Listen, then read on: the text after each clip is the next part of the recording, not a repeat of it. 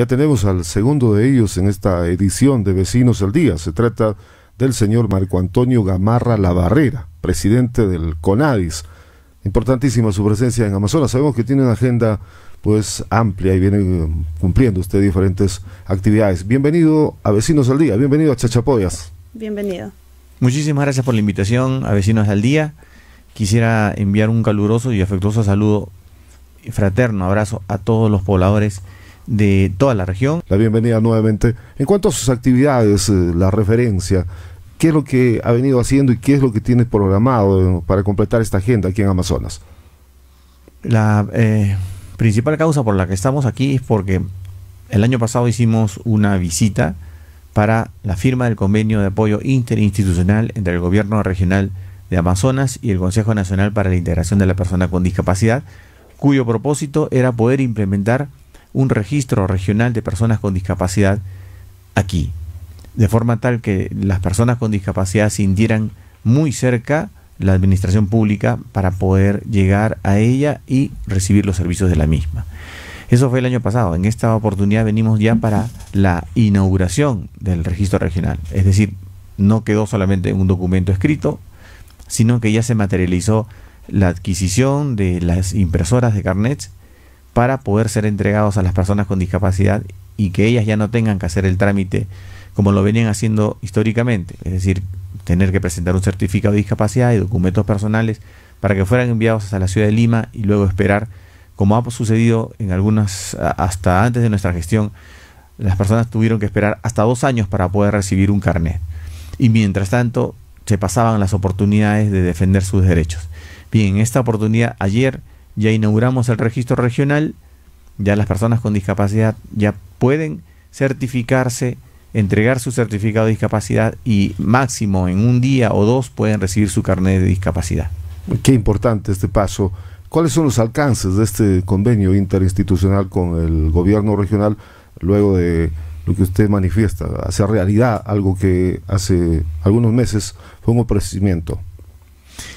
El alcance del convenio radicaba en que el CONADIS debía dar apoyo, asesoría, consultoría, acompañamiento técnico para que el personal de la Oficina Regional de Apoyo de las Personas con Discapacidad de Amazonas pudieran manejar no solamente el hardware, sino el software también suficientes como para poder entregar los carnets a las personas que acreditaran esta característica.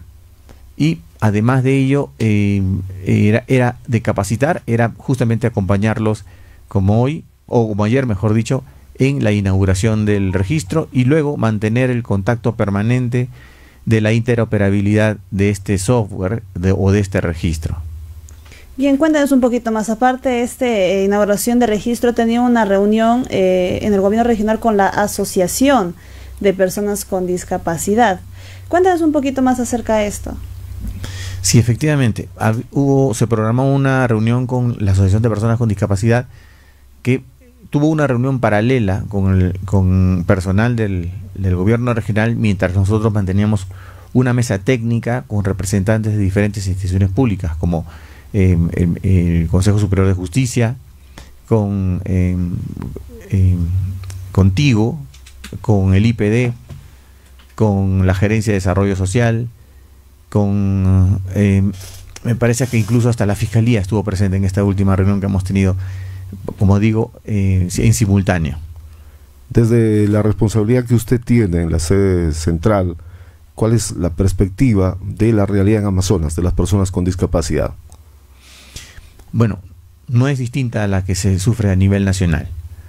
Nosotros hemos hecho un diagnóstico importante que ha terminado materializándose en un documento normativo a nivel nacional que se llama la Política Nacional Multisectorial en Discapacidad para el Desarrollo, en el que se ha identificado cuál es el problema central de la discapacidad en el Perú.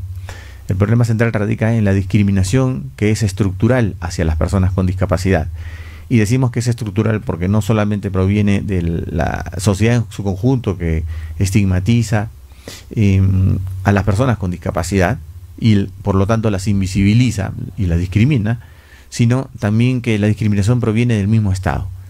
Nosotros como institución pública hemos tenido que consensuar esta realidad con los mismos proveedores de servicios, es decir, con el Ministerio de Salud, el Ministerio de Educación, el Ministerio de Trabajo, el Ministerio de Transporte y otros ministerios más, para que se asuma que la discriminación históricamente también ha venido de parte del Estado, con los gobiernos regionales y gobiernos locales, por supuesto, de forma tal que, habiendo consensuado esta realidad, aceptándola primero, la hemos trasladado a un documento que es la Política Nacional que acabo de mencionar, y a raíz de ella es que nosotros comenzamos a establecer cuáles son los ejes prioritarios que hay que atender, y se ha desprendido en esta misma política 31 servicios que tiene que brindar el Estado. ¿Cuál es el balance que haría usted de esta articulación con instancias descentralizadas como la SOREDIS, la SOMAPET?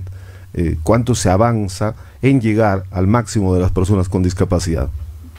Hasta ahora hemos visitado aproximadamente 13 regiones en este año, 8 meses de gestión que tenemos, y hemos tenido que hacerlo porque era necesario hacer notar a las principales autoridades en cada una de las regiones, es decir, a los gobernadores, la importancia de acercar el Estado hacia las personas con discapacidad, que son una porción importante de las poblaciones vulnerables del país. Encontramos que una de las características importantes de este grupo poblacional, de las personas con discapacidad, es que muchos de ellos viven en una situación de pobreza o extrema pobreza. Por lo tanto, son doblemente discriminadas. Tal vez más, como podemos determinar dependiendo de algunos sectores, porque también tiene que ver el tema de la etnia, que también los discrimina. El grado de instrucción que hayan alcanzado también es un factor de discriminación en nuestro país.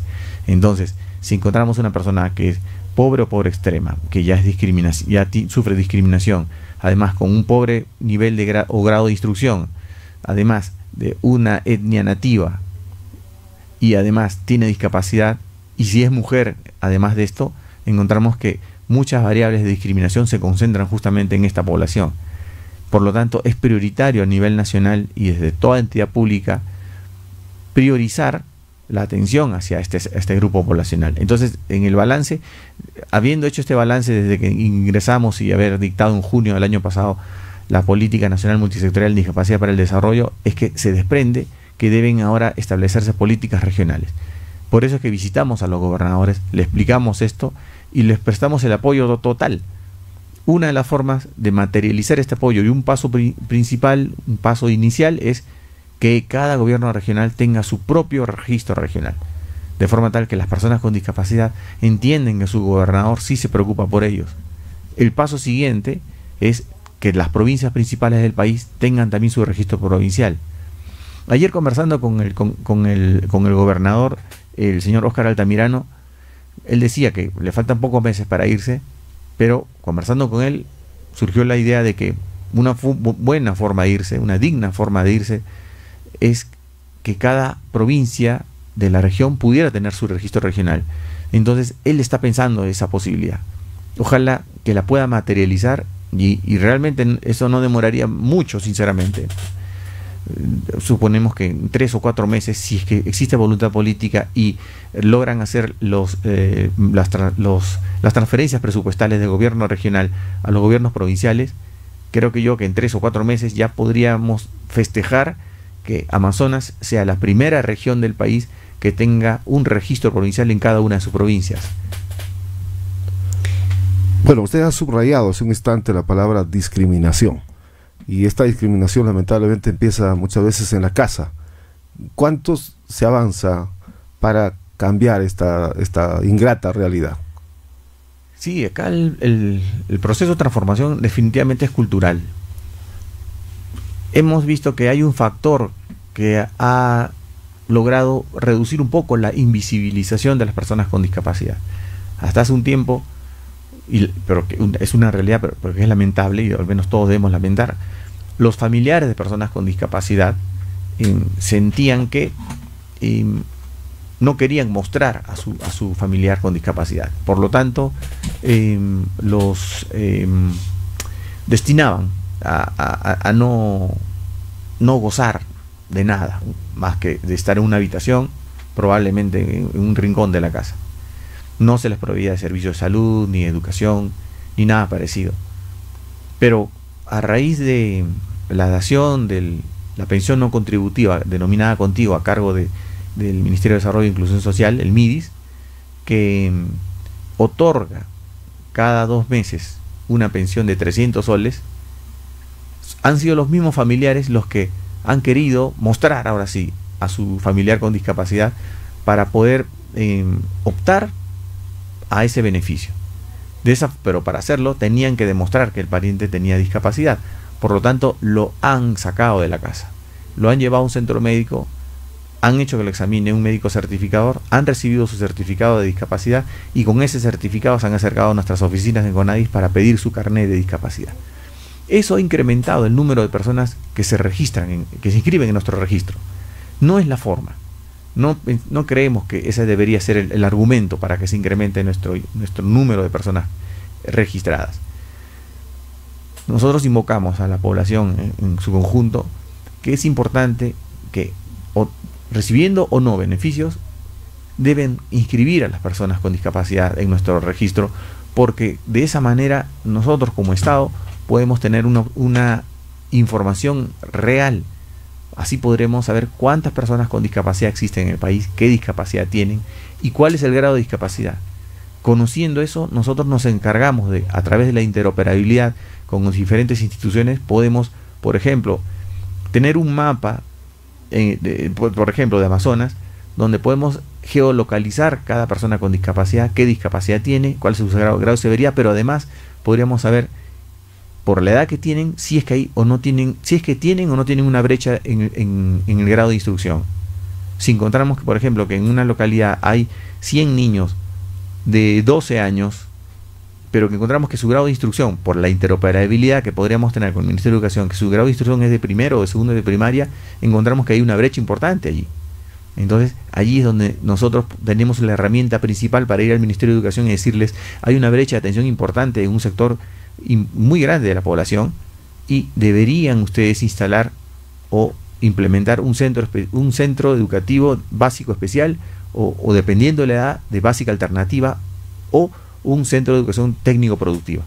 Eso para darle mayor independencia y autonomía a las personas que en el futuro ya no contarán con los parientes y probablemente tengan que ellos valerse por sí mismos. Pero si se les sigue ocultando, si se les sigue invisibilizando, si se les sigue marginando de sus derechos, lo que va a suceder es que van a haber personas en total abandono y con discapacidad, y es lo que no queremos hacer.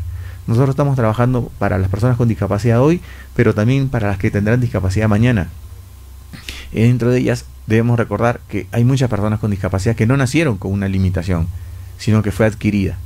Es más, un porcentaje muy importante de las personas adultas mayores ya evidencian una discapacidad. Entonces, es importante que pensemos también en las personas que actualmente no tienen discapacidad, pero que las tendrán. Muchos de nuestros oyentes, por ejemplo, en este momento, no tienen discapacidad o probablemente no tengan ningún familiar con discapacidad, pero como entendemos que cada vez por el avance de la ciencia el horizonte de vida es más amplio, quiere decir que habrán personas con discapacidad, un número mayor que el que tenemos actualmente. Y esto es una realidad de los países más avanzados, por ejemplo. El horizonte de vida es más amplio y hay muchas más personas con discapacidad, hay más personas que no trabajan pero que sí deben recibir pensiones. Esos son temas importantes que se deben discutir desde el Estado. Al presentar la entrevista hablábamos de una agenda recargada que está cumpliendo usted. ¿Cuáles son las siguientes actividades las que van a complementar este trabajo en Amazonas? Bien, tocando el tema, antes de decir cuál es la agenda que viene, quisiera agradecer que nos haya recibido el gobernador de Amazonas, Óscar Altamirano Quispe, el gerente regional de Desarrollo Social, don Javier Gustavo Zavala Segovia. Estuvo con nosotros un representante de la Alcaldía Provincial de Chachapoyas, el señor Carlos Uta Cuyampe. No pudimos contar con la presencia del alcalde de Baguarán, del señor Alan García. Y querría aprovechar, hablando de la agenda, ayer visitamos Jamalca y Guayacán. Y pudimos evidenciar la lentitud con la que el Estado está respondiendo ante las necesidades de la población. Estuvimos conversando con el señor Víctor Iparraguirre de la Municipalidad de Jamalca y nos llevó hasta Guayacán, donde pudimos evidenciar, pudimos ser testigos del desastre que ha sufrido.